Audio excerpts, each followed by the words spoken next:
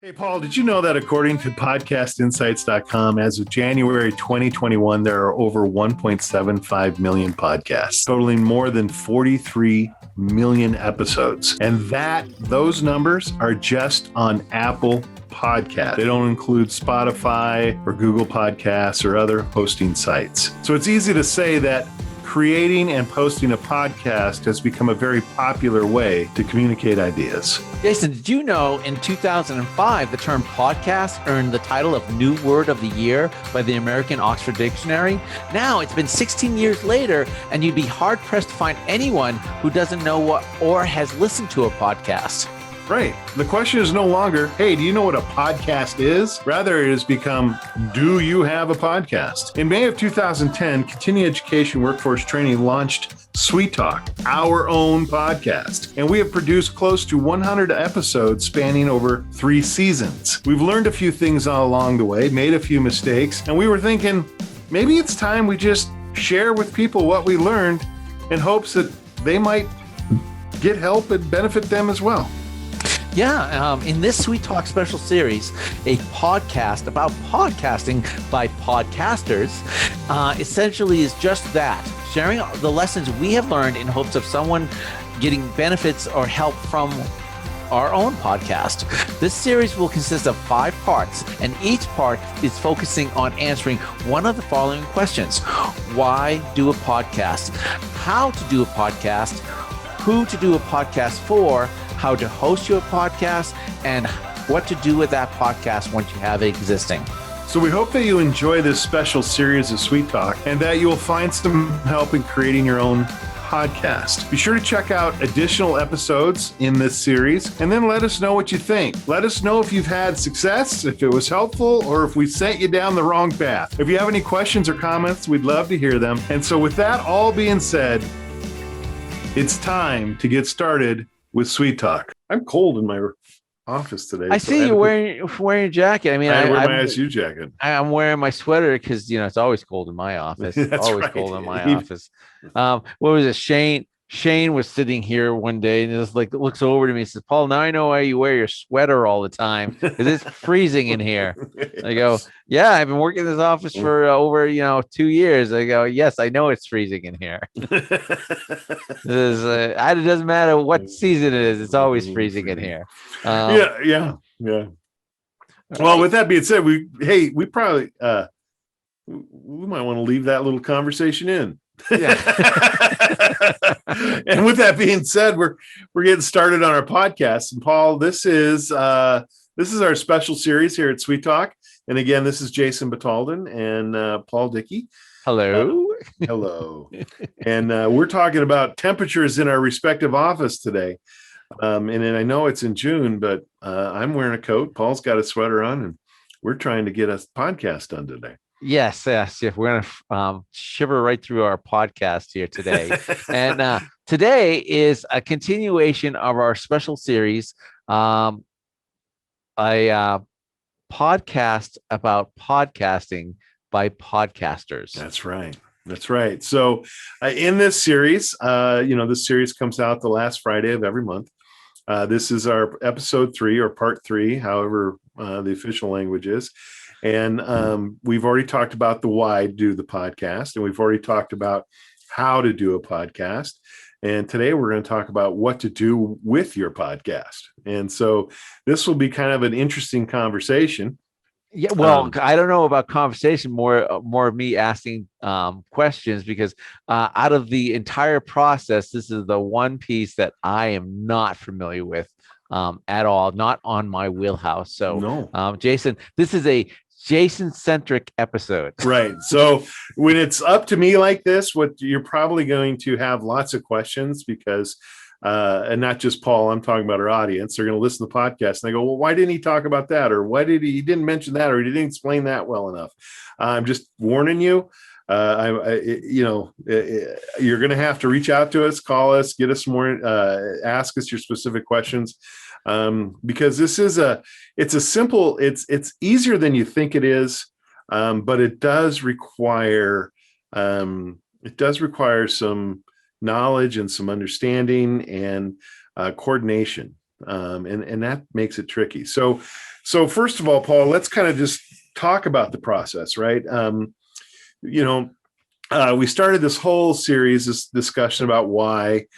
We kind of filled you in a little bit about our own discussion in our office about why. Got down to the how, and that was Paul's area of expertise for sure. And yet, there still are a lot of ways to how to do it, but and we didn't even really. I think we just scratched the surface of editing. We didn't really get down into it. Yeah, I think we had talked about possibility of editing a small podcast.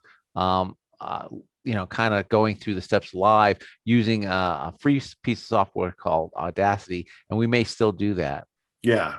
When and that might, I mean, trust me, that would be worth it to do it just for me. I don't know if anyone else would benefit from that, but the how.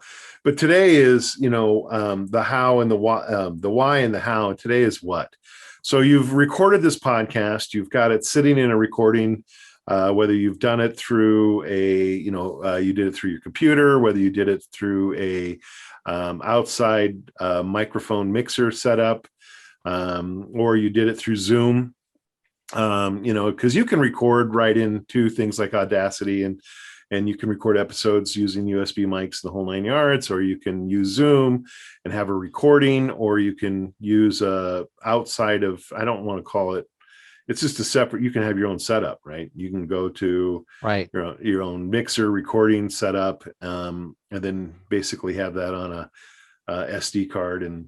But either way, you've got to get your show, your content, your episode onto a computer, because, how else do you to disseminate? How else do you get it out there? And so, right. And I mean, yeah, you've recorded it, and I think you've already edited it, but now you got this finished product. What do you do with? Hey, Jason, I've got this finished podcast. What do I do with that? Okay, so the first thing you got to do is you got to figure out, basically, where do you want to post or to have your podcast exist in the wonderful world of the World Wide Web. And there are several platforms to do that. There are several ways that you can do that. But the most important thing, and we'll talk about some of those specific platforms. You may have a website even, that you have your own personal website, and you want to be able to host your podcast on your website. But the most important thing is you've got to convert your audio, whether it's an MP3, whatever waveform, MP3, MP4, and we can talk about specifics on that if you want to. You've got to create an RSS feed. And what an RSS feed is, and I'm going to click in here so I don't totally mess it up, but what an RSS feed is a audio file that that allows users and applications to access updates to websites in a standardized computer readable format. So yes, I just read that off the internet, folks, because I wanted to sound official. But what a RSS is, a web feed that allows users and applications to access updates to websites in a standardized computer readable format. And so basically what that means is you have your audio content, you have to somehow get it into an RSS feed so that it can be uploaded to applications such as Spotify, applications such as Apple Podcasts, applications such as Google. Is it Google Podcast, Paul? What the heck is it? Oh, I have the Google format. Yeah, the Google has a podcast too. I think almost any multimedia site now has a podcasting hosting format now. But I think what we're posting on the I guess the big three, the SoundCloud, Spotify, and Apple Podcasts. Yeah. I think those are the big ones, and I definitely think that you should always consider the multiple posting form, Right. multiple postings. So to kind of break this down, and some of you are going to be like, Jason, you're not very smart, and that's true. So we have a website, right? Our website is cetrain.isu.edu. And on that website, we have a landing page, a page that hosts all of our podcasts under CEWT Talk. It's a blog page. And so what happens is if you go onto our website and you click on the landing page, CEWT Talk, you're going to find a list of all of our podcasts. And on each of those lists, you're going to find the title of the podcast. You're going to find a brief description of the podcast. You're going to find a link to our own YouTube channel, which does not require an RSS feed. We just upload the video of our podcast to YouTube, and then we share that link on our website. So people will click on that link, and then they'll go to YouTube to watch the podcast. We also have a SoundCloud link. Now, what is SoundCloud? Well, SoundCloud it's a platform that is an audio distribution platform. And it was typically, wasn't it started, this is how ignorant I am, it was kind of designed, first of all, for people who make their own music, right? That record their own. Yeah, it was definitely started for that, so people could share their music, and it just kind of evolved into a more podcast distribution site, Right. and became really successful Right. doing that. And it's still out there. I mean, I would say it doesn't get mentioned as much as Apple Podcasts and Spotify. Those are probably your two big players when it comes to podcasts.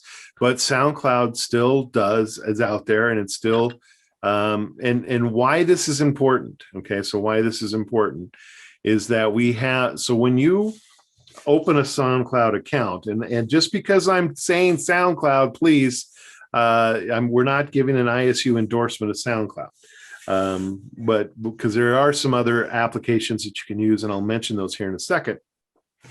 But you upload the MP3 or the audio file to SoundCloud, and what it does is generates an RSS feed. And that RSS feed is what Apple, is what Spotify, what Google, and any other platform that you're using to post your podcasts need, because it shares, right? It is it enables, it shares across the planes, across that. So all of those different applications can read that link, and then take you right to or play your podcast. Now that sounded confusing, Paul, didn't it? Well, I guess it's hard to be concise with this, since when you deal with it all the time, and you're actually performing, doing this postings to create the RSS feed, it becomes so mundane that it's hard to explain to someone who hasn't done it Right. exactly what's taking place. Now, I just looked up, because RSS feeds been around almost since nearly the creation of the web. Correct. And really, all RSS feed stands for is really simple syndication. Yep. It is basically a sharing protocol. Mhm. You're basically creating basically a kind of a web address, but this RSS feed or kind of address, it doesn't lead to just one specific piece of content. It basically, the word feed is key here, because what it does is it allows you to basically get a feed of content. Right. So when someone subscribes to an RSS feed, regardless with that, a lot of times the way you're subscribing to this RSS feed is in your podcast playing application.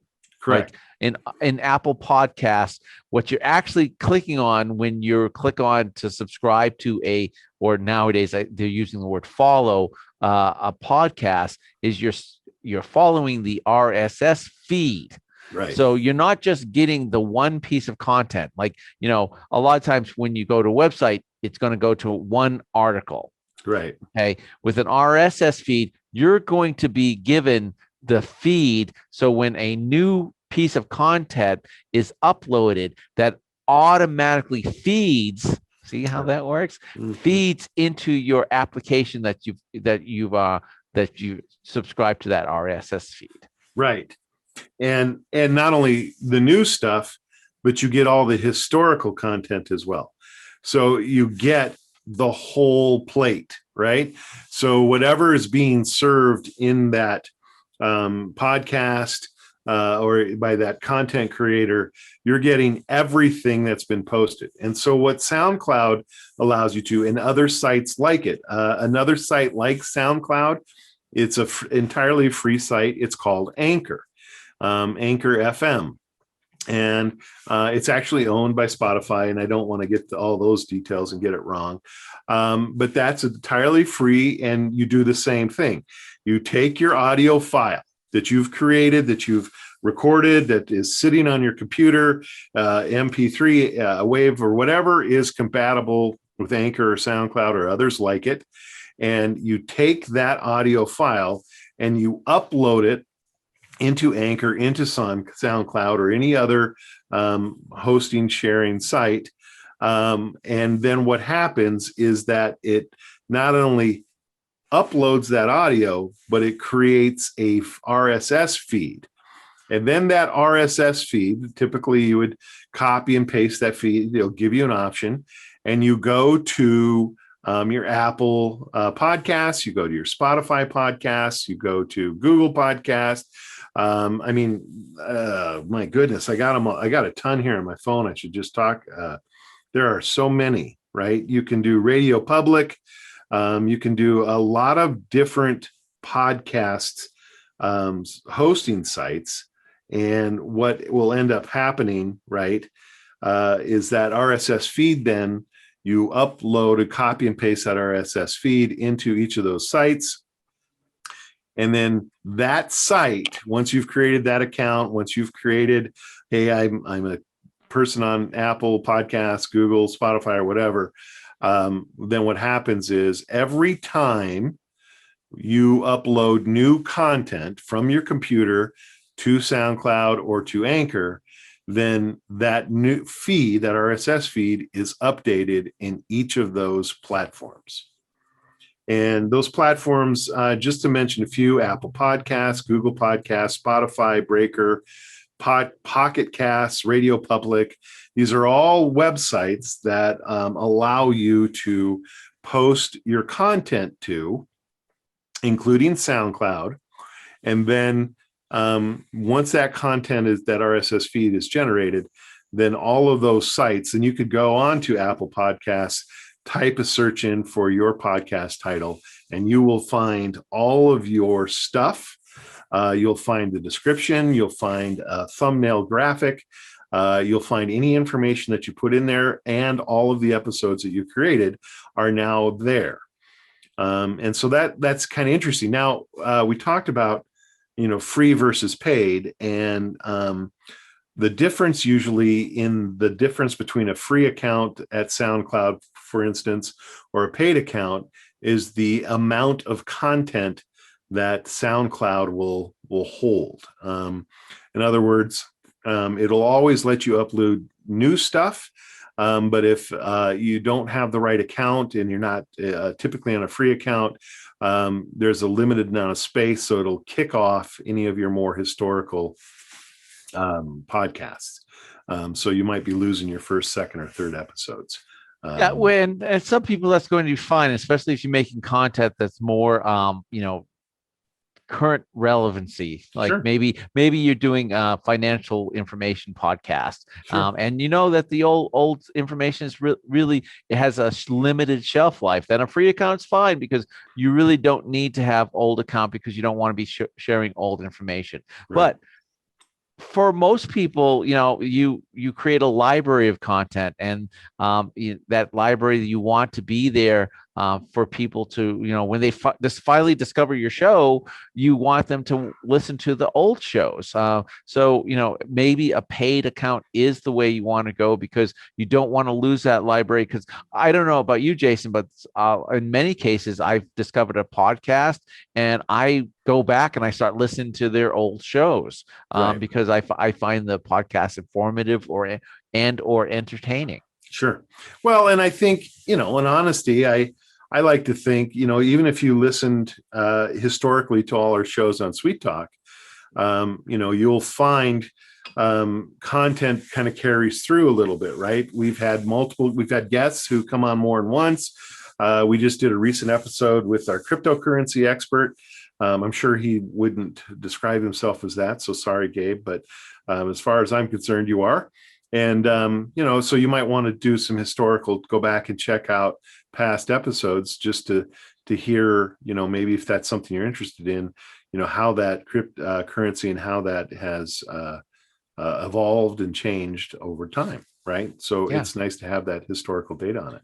And yeah, exactly. I mean, again, you can list, if we refer to an old episode, you can, if you're in your app, you can just go, oh, let me find that episode that person was last on, and you can find it. But again, it's up to you and how you want to post and how you want people to find your content. Right. And this goes back again to, the key word there is finding your content. So first of all, the nice thing about using SoundCloud, Anchor, or any of those other ones that I just mentioned, the nice thing about that is all we do is update our SoundCloud feed, right? That's all. We take our content, I upload it to SoundCloud, and then immediately, because we've already have established these other accounts with Apple and Google and Spotify, it's an immediate upload. It's an immediate update. So our content, once you make changes to your SoundCloud site, those changes are immediately communicated through the RSS feed to those other sites. So it's a one and done deal. I don't have to go to Apple. I don't have to go to Spotify. I don't have to go to Google Podcasts and update all of that information. I just do it once in SoundCloud, and then all the other sites immediately update from that updated feed. And it makes it really nice and simple. So really all we have to do at CEWT is manage our SoundCloud, and then everything else is updated from there. Yeah, I mean, that's the whole point of the RSS feed is you're basically linking that RSS feed to those other accounts. And again, so they receive the feed. And it updates.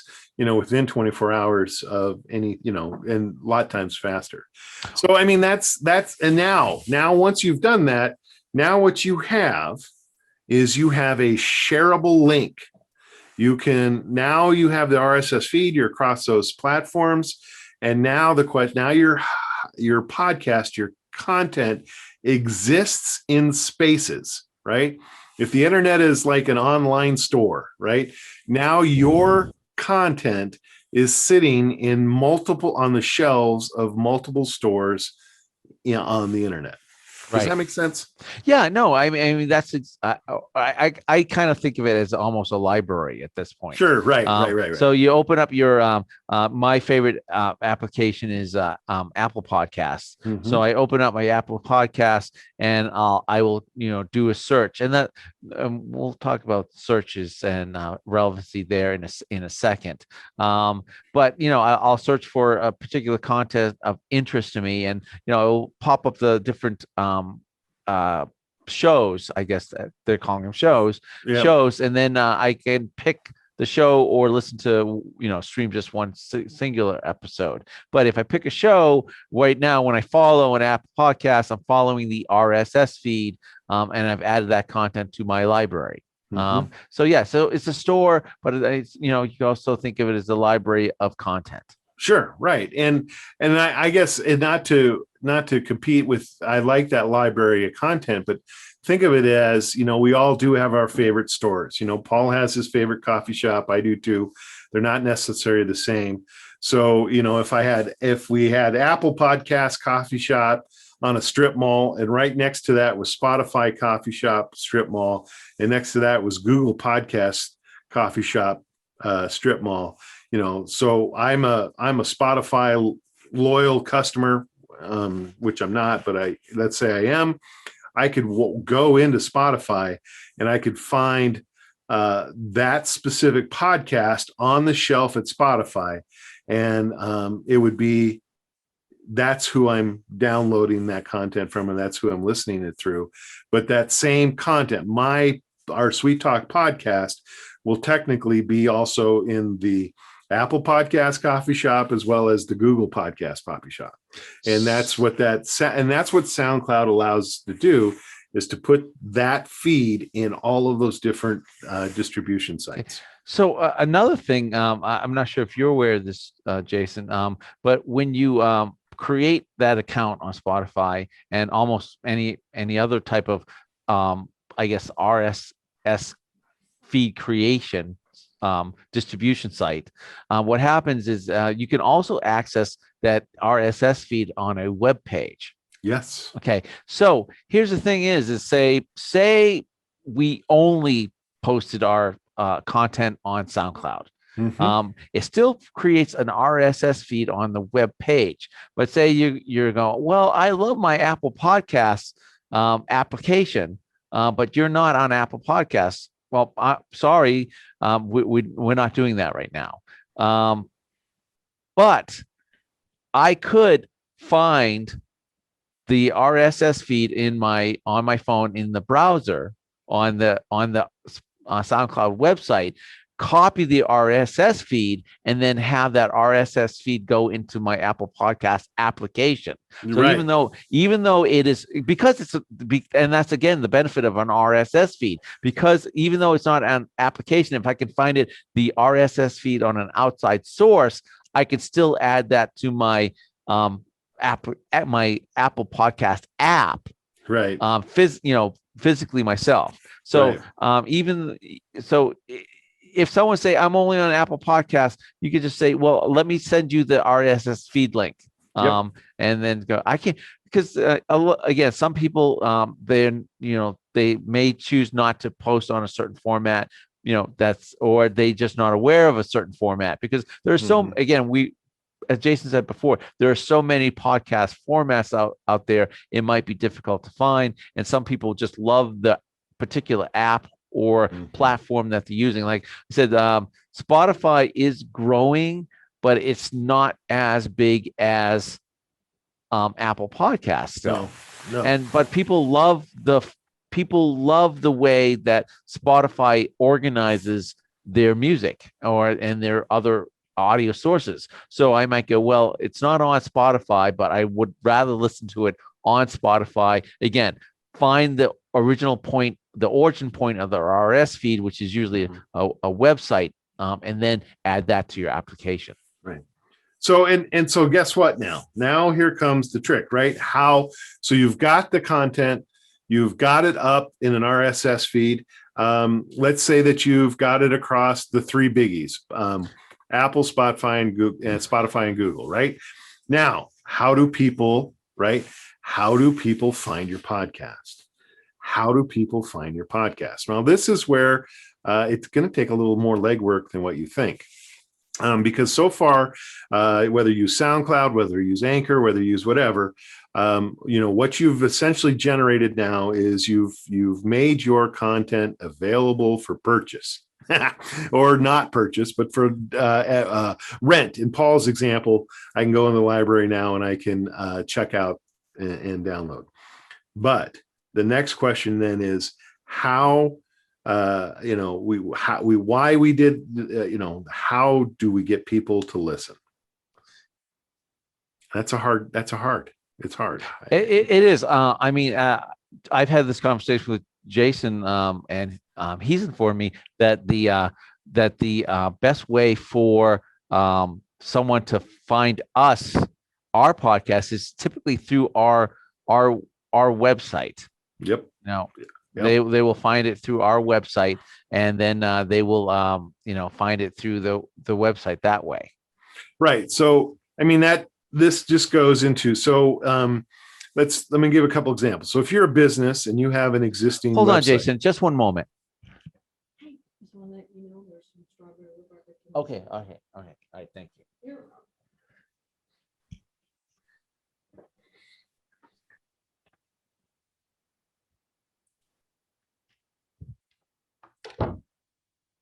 I'm so sorry, Jason. Subi, please cut this out. So Tracy came in my office, and she's standing over my desk, and she's not getting the idea that I'm busy. Right. So she just wouldn't go away until I addressed her. So I'm so sorry about that. I'm so sorry. It's all right. We'll get it out. Let's give a little pause. Subi, at that part. So we were talking about how people find us. But where did we leave off?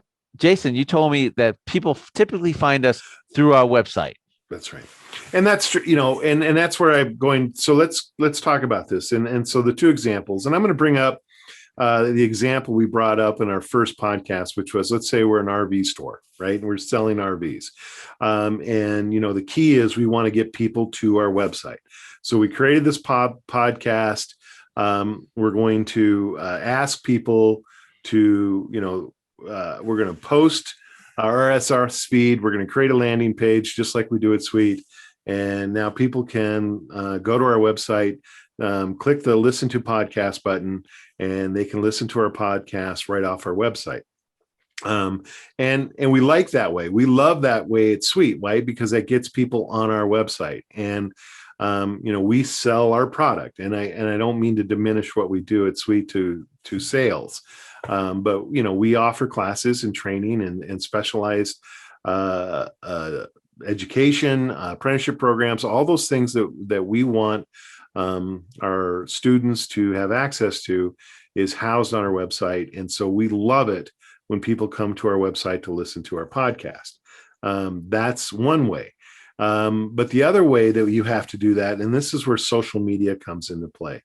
You have now to begin to get very intentional with your social media. And I don't know if we want to take too much time on this podcast about that, but we kind of do need to, right? Because the question we're trying to answer now is, what do we do with our podcast? And ultimately our goal is to get our podcast heard and to get people following our podcast. And in order to do that, you need a social media presence. Yeah, definitely.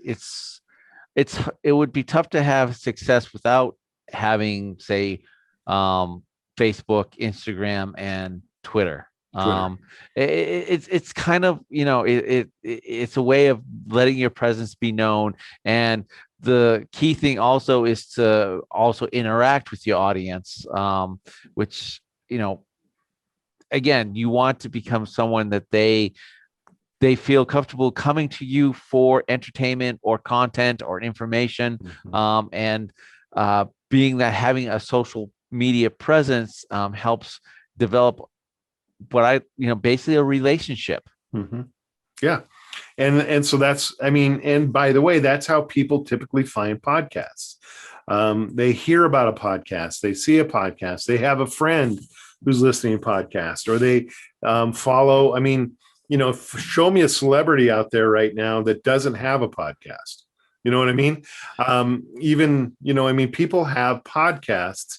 And so, whether it's a name recognition or whether it's a topic specific podcast, but people are looking for podcasts to listen to.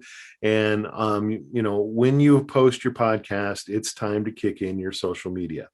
And so depending on how you use your social media, you might need to create different pages or accounts that are specific to your podcast. And that's one way to do it. That's the hard way, because you're starting from a zero followers, zero audience. Or you kind of begin to morph some of your own personal stuff to promote that. And then you just pray and ask and hope that your friends and your followers will like and share your content. Yeah, I that's also, here's the thing that Jason and I didn't do earlier in our podcast, and what you should do is interact with your audience in your podcast, and ask them to reach out to you, ask them to review and like your podcast. It's something that Jason and I think fall a little flat on, but you should be asking your audience to interact with your Sure. content. Well, because you remember way back in the why question, you started a podcast for a specific reason to reach a specific audience. You didn't create a podcast to talk to everyone about everything. And so when you start identifying that audience, you want to create that online relationship with them. And I mean that in the healthy way. That they feel that they have contact with you, and that they can interact with you. You want to interact with them because you want to encourage them to continue to remain loyal and followers. And what that does is that adds a little bit more depth to the podcast. Paul brought this up way ago on our first episode. Most people listen to podcasts with your headphones on, and that means they're listening to your voice in the most intimate way possible. And there's something about your voice and their ears that they're connecting with, and you want to make sure that you are doing everything in your power to maintain that connection by being, by talking to them, by interacting with them, by making them relevant. Well, and go and to bring that point a little clearer. I mean, that headphone, that instant kind of intimate connection is the beginning of your relationship with them. Right. And to ask them to continue that relationship by reaching out or at least sending a review. It's kind of you're making a bond with them. And so that if they enjoy your content, they enjoy you, and they start that online relationship, then hopefully what you're creating is a loyalty, that they'll come back and they will continue to listen, because it's with this whole podcast thing and social media and digital content, it's numbers, because the more listeners that you have, the more relevancy you have in searches, the more easily people can find you, giving you more listeners, more relevancy, easier searches, more listeners, more relevancy, easier searches. You see how that cycles through, and so the better relationships you can have with your early listeners will help you grow later listeners. Right. No, go ahead, Jason. No, and so that goes back to that point, right? Is again, what are your expectations? We've been running CEWT Talk now for 2.5 years. We're up over 120, close to 130 episodes. And if you look at our data, because believe it or not, we keep data on our listeners. When we started this, and do I dare say the number, Paul? Do we say the number public? Because nobody shares their numbers public. Do we do that? Well, here's the thing. Let's touch on this just 1 second, and then we'll share numbers publicly. So when we started this podcast, it was not about monetization. Right. It was we can't. Yeah. We work for university. And we're using university resources, so we cannot do monetization. But the whole thing was to drive people to find us. To find us. So it wasn't about monetization. So we knew that we were a local university, and we'd probably have a local audience. So we were like going, well, what do you think we're going to have? I don't know. Maybe we'll get 25 listeners, 30 listeners. And I go, yeah, that would be fine. That would be great, because, we're a small university. So and we hit that number exactly when we started, right? When we started. Yeah. And if we hit 30 listens in a month, And now we our podcast is across many platforms, but I just took the metric that we had to our website, right? Right. And so if we had 30 people came to our website to listen to our podcast, we were ecstatic. Yeah. I mean, again, we were doing this to help create more awareness with us. Also, people who listen to the show know that we have a lot of local people on, and that helped us create relationships with local people that turned into, sometimes they turned into instructors for us. Sure. So or we had better relationships so that we could reach out to community leaders when we had special events and we needed help with those special events. Right. So the podcast had benefits beyond just trying to make a dollar from it. Right. And we're still not making a dollar from it, but I will say now 2.5 years later, we are significantly more than 30 people a month. Yeah. And yeah. that's the truth. And that's just on our website, right? You can interact with our podcast on YouTube. You can interact with, we don't count our Spotify numbers or our SoundCloud numbers or our Apple podcast numbers in those counts. I just count the people who are coming to our website, because ultimately that was part of our initial goal. How many people come to our website as a result of our podcast? And we are significantly higher now than 30 a month. Yeah.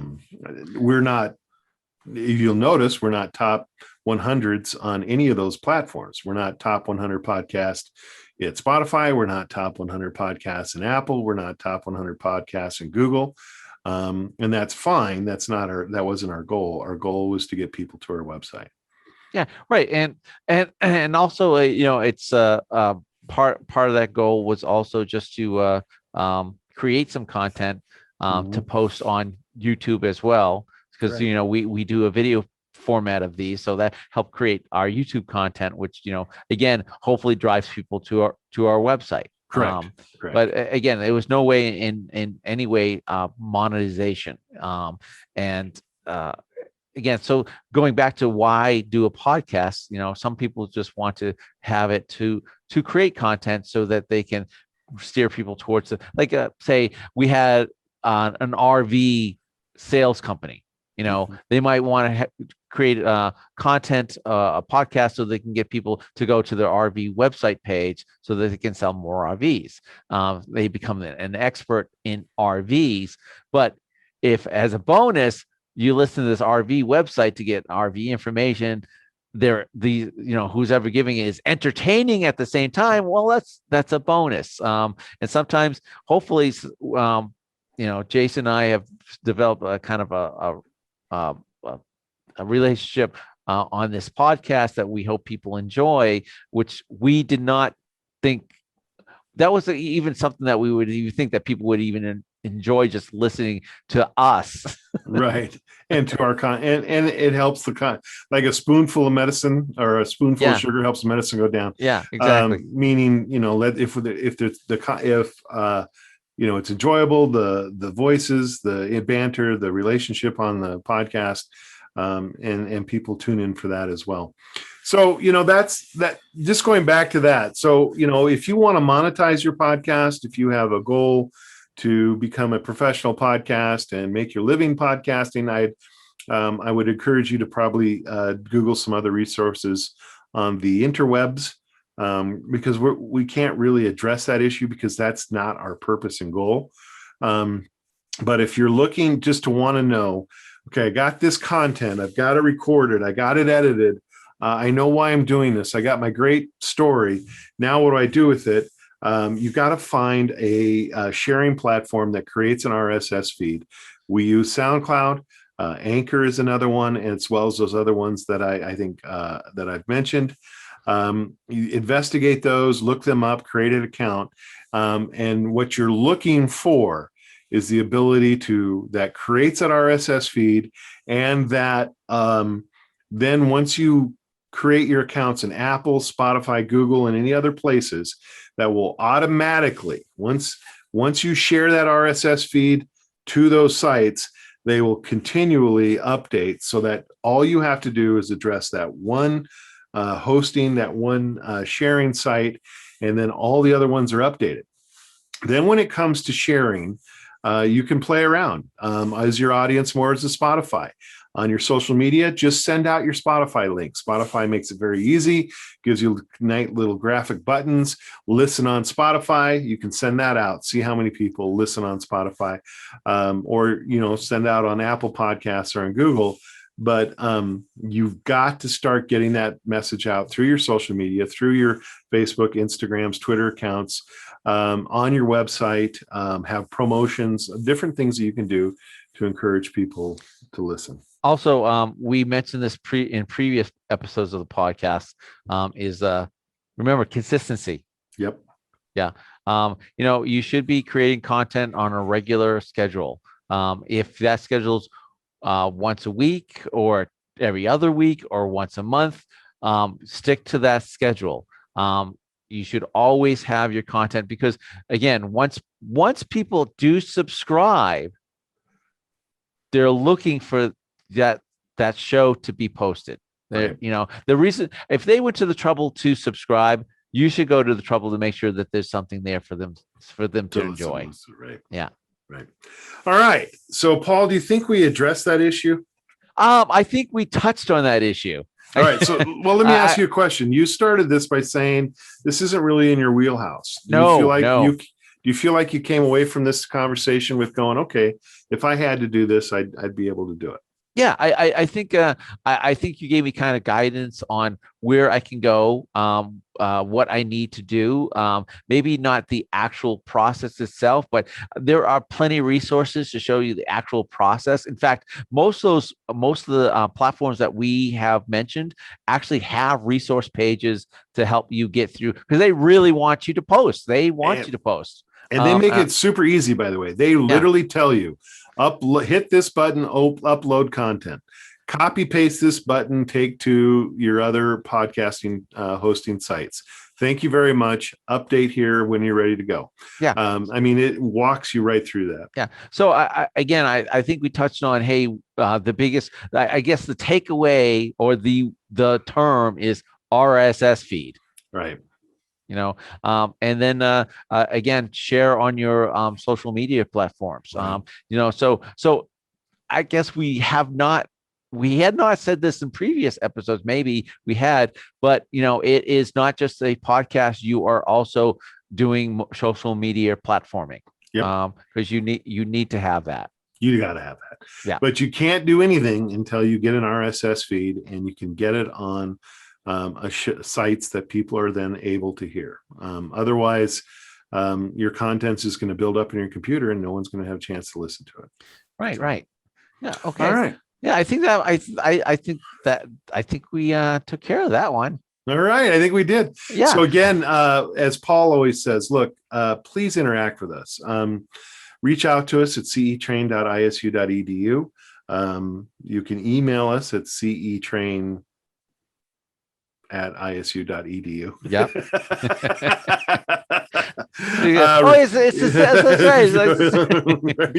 And then and also, like I said in the previous episode, like, subscribe, and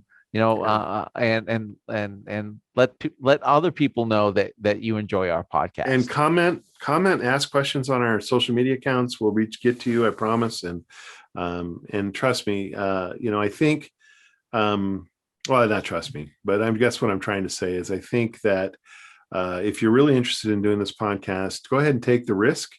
And if you have any questions, you get stuck in it, give us a call. Between Paul and I, and a few other resources we have in our office, we can probably walk you through just about any question you have. So yeah, please do. Okay. All right. Thank you for listening. Thank you so much.